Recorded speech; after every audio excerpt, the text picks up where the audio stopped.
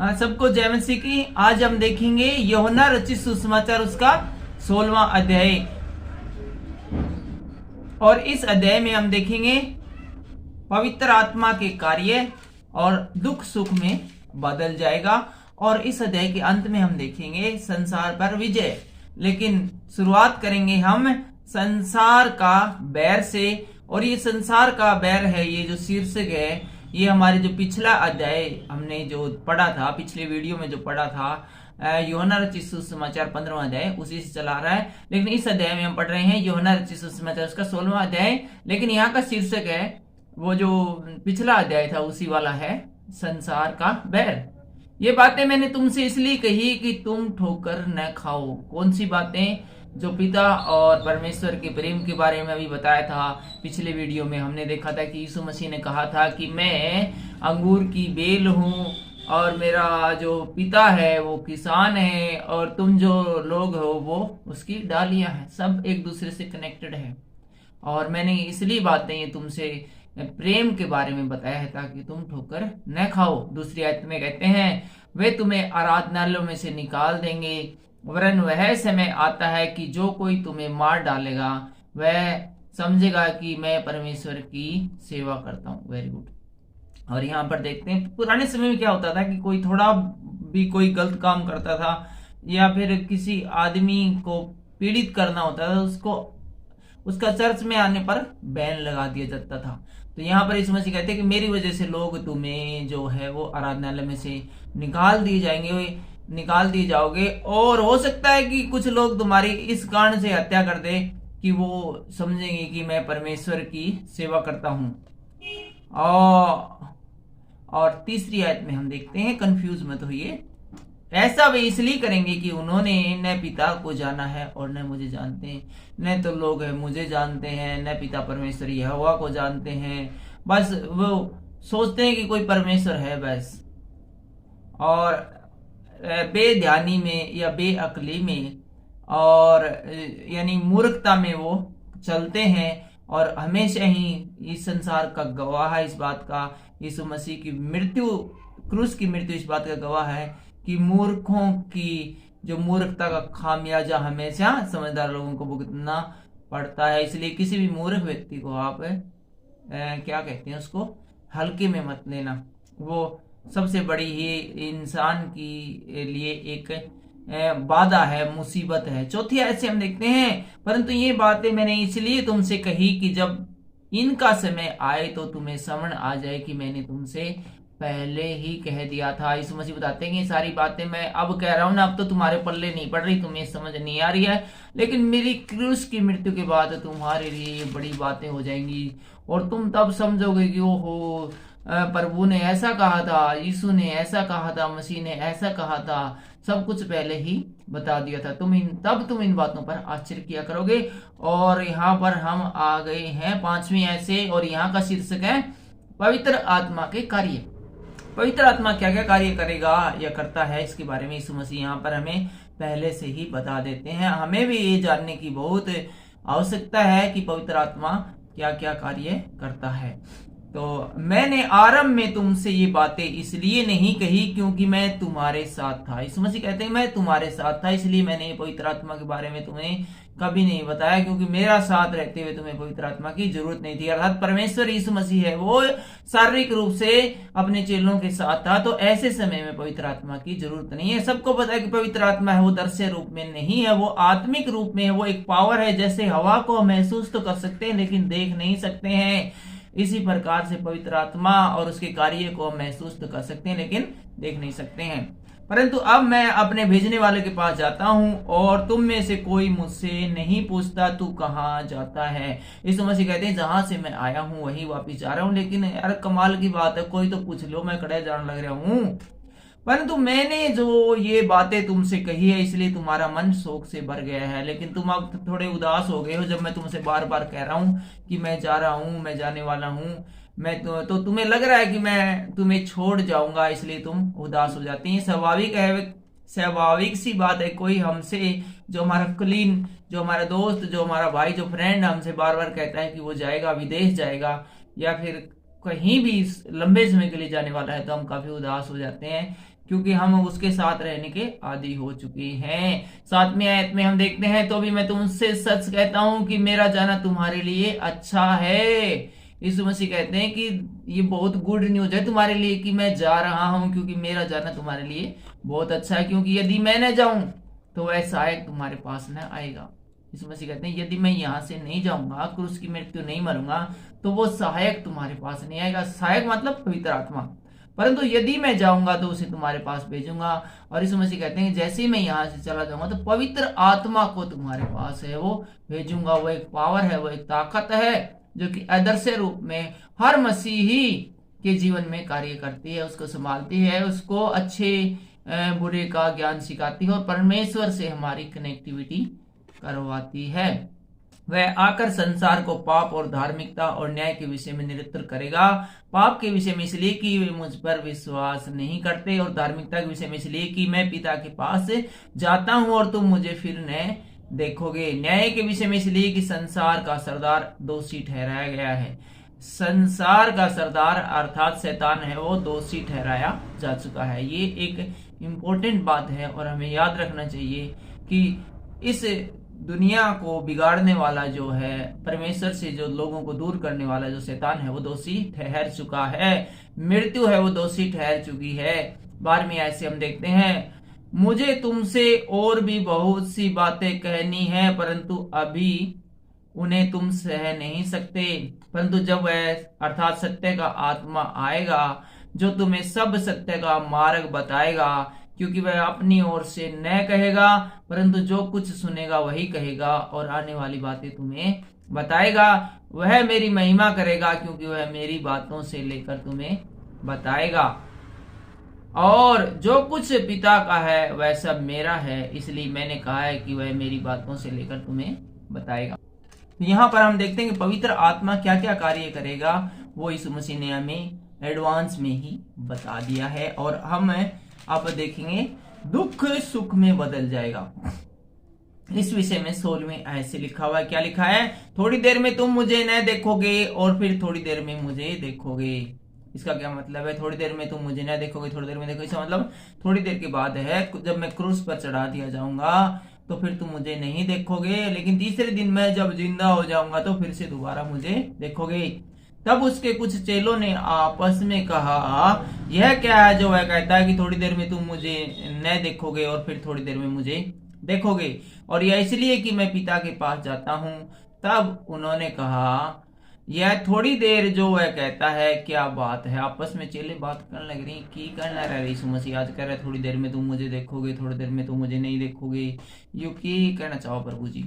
हम नहीं जानते कि वह क्या कहता है। चेले बोले, वे पता नहीं जी यीशु मसीह जी आज क्या करने लग रहे हैं। यीशु ने यह जानकर कि वे मुझसे पूछना चाहते हैं, अपने चेलों से कहा, क्या तुम आपस में मेरी इस बात के विषय में पूछताछ करते हो? थोड़ी देर में तुम मुझे न देखोगे और फिर थोड़ी देर में मुझे देखोगे। मैं तुमसे सच सच कहता हूं कि तुम रोगे और विलाप करोगे, परंतु संसार आनंद करेगा। यीशु मसीह अपने चेलों से कहते हैं, थोड़ी देर में तुम रोगे और विलाप करोगे, परंतु संसार आनंद करेगा। अब संसार आनंद करेगा, जबकि चेलेंगे है वे रोएंगे और विलाप करेंगे। क्यों? क्योंकि यीशु मसीह चेलों के पास रहता था, अब वो शारीरिक रूप में रहता था। अब वो यीशु मसीह क्रूस पर चढ़ाया जाएगा तो उनके बीच में रहेगा नहीं, तो नहीं रहेगा तो चेले तो विलाप करेंगे ही करेंगे, लेकिन बाकी संसार है वो आनंद करेगा। तुम्हें शोक होगा, परंतु तुम्हारा शोक आनंद में बदल जाएगा।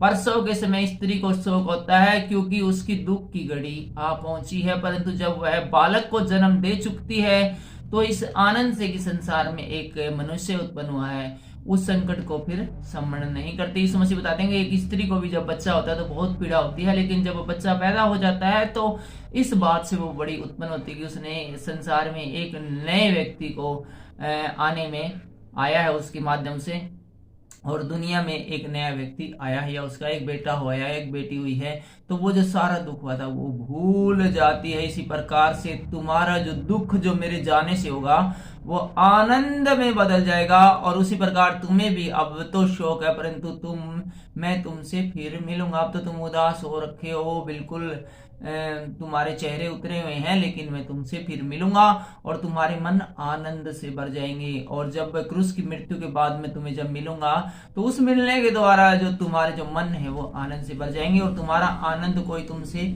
छीन नहीं सकेगा। और वो ऐसा आनंद होगा जिससे तुमसे कोई छीन नहीं सकेगा। वो आनंद हमेशा का आनंद होएगा। उस दिन तुम मुझसे कुछ न पूछोगे, मैं तुमसे सच सच कहता हूँ, यदि पिता से कुछ मांगोगे तो वह मेरे नाम से तुम्हें दे देगा। बार बार यीशु मसीह कहते हैं कि पिता से तुम यदि मेरे नाम से कुछ मांगोगे तो पिता तुम्हें दे देगा। मैं तुम्हें नहीं देता, पिता देता है। सब कुछ है पिता के पास है, लेकिन मांगना तुम्हें मेरे नाम से ही पड़ेगा। और ये विश्वास रखो कि जो तुम विश्वास से मांगोगे वो हर हाल में पूरा हो जाएगा। अब तक तुमने मेरे नाम से कुछ नहीं मांगा, मांगोगे तो पाओगे, ताकि तुम्हारा आनंद पूरा हो। तो यहाँ पर यीशु मसीह बताते हैं कि अब तक तुमने मेरे नाम से कुछ नहीं मांगा है, क्योंकि मैं तुम्हारे साथ ही था। मेरे नाम से मांगने की जरूरत ही नहीं थी, मैं तुम्हारे साथ रहता था। लेकिन अब मैं तुम्हारे मध्य में शारीरिक रूप में नहीं रहूंगा, इसलिए तुम्हें अब किसी चीज की जरूरत हो तो वो तुम मेरे नाम से पिता से मांगना। जैसे ही तुम मेरे नाम से पिता से मांगोगे, पिता तुम्हें उसे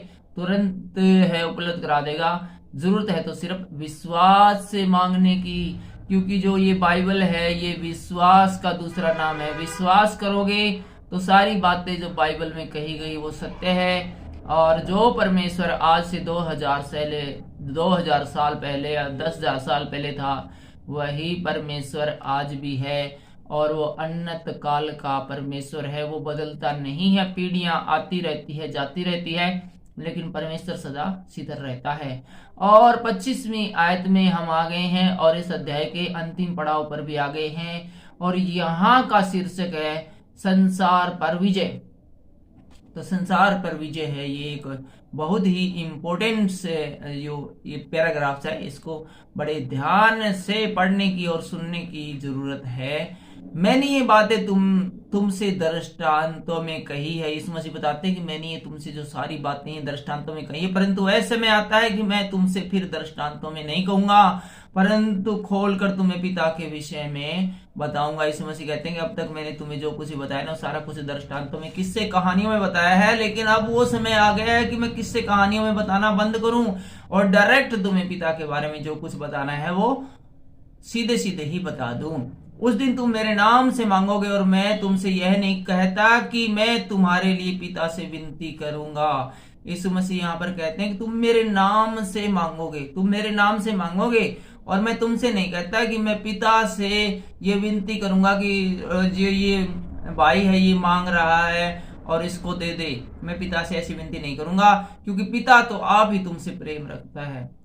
ठीक है, मुझे पिता से ये कहने की जरूरत नहीं है कि रमेश ये चीज मांग रहा है इस हार में बैठा, क्योंकि पिता है वो डायरेक्ट रमेश से प्रेम करता है। और जैसे तुम मेरे नाम से मांगोगे वो इनकार नहीं करेगा, वो तुरंत दे देगा, इसलिए कि तुमने मुझसे प्रेम रखा है। परमेश्वर तुम्हें इसलिए देगा कि तुमने मुझसे प्रेम रखा है और पिता मुझसे प्रेम रखता है।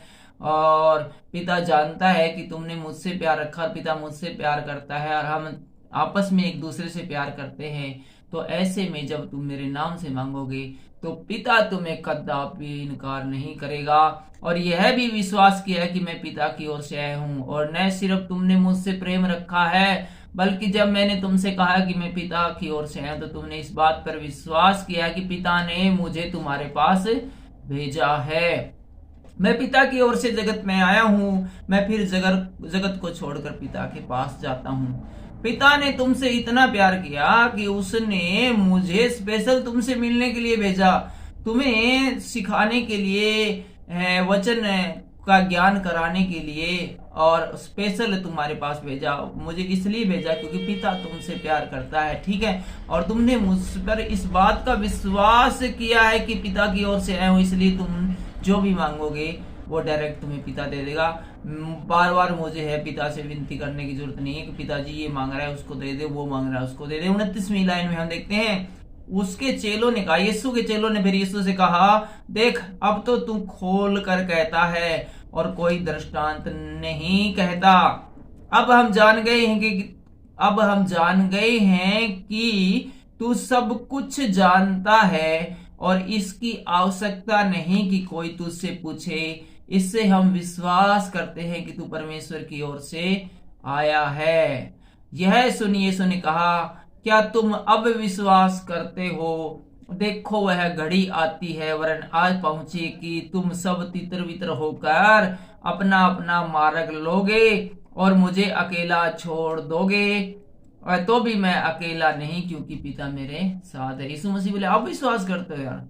ठीक, अब तो वो समय आ गया कि तुम सारे मने छोड़ के तितर बितर हो जाओगे और मैं अकेला मुझे अकेला छोड़ दोगे, लेकिन मैं अकेला कभी नहीं हूं, मेरे साथ में पिता है।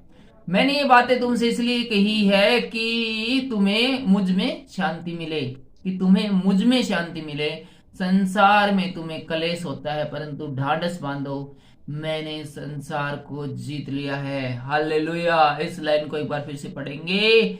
संसार में तुम्हें क्लेश होता है, परंतु ढांढस बांधो, मैंने संसार को जीत लिया है। याद रखो जीजो, यीशु मसीह ने संसार को जीत लिया है। शैतान के चंगुल से यीशु मसीह ने है, परमेश्वर ने है, वो शैतान से छीन लिया है, उससे जीत लिया है और सब कुछ अब है वो परमेश्वर के हवाले है। अगले अध्याय में हम देखेंगे यूहन्ना रचित सुसमाचार और उसका 17वां अध्याय, और 17वें अध्याय में अगले वीडियो में हम देखेंगे यीशु की महायाजकीय प्रार्थना स्वयं के लिए और अपने चेलों के लिए और सभी विश्वासियों के लिए। ठीक है, प्रार्थना है ये। अगला जो अध्याय है उसमें प्रार्थना के बारे में ही सब कुछ होएगा। छोटा सा अध्याय है, ये हम कवर करेंगे अगले वीडियो में। तब तक के लिए इजाजत दीजिए। परमेश्वर आपको खुश रखे, परमेश्वर के नाम की महिमा में हमेशा सहभागी होते रहिए।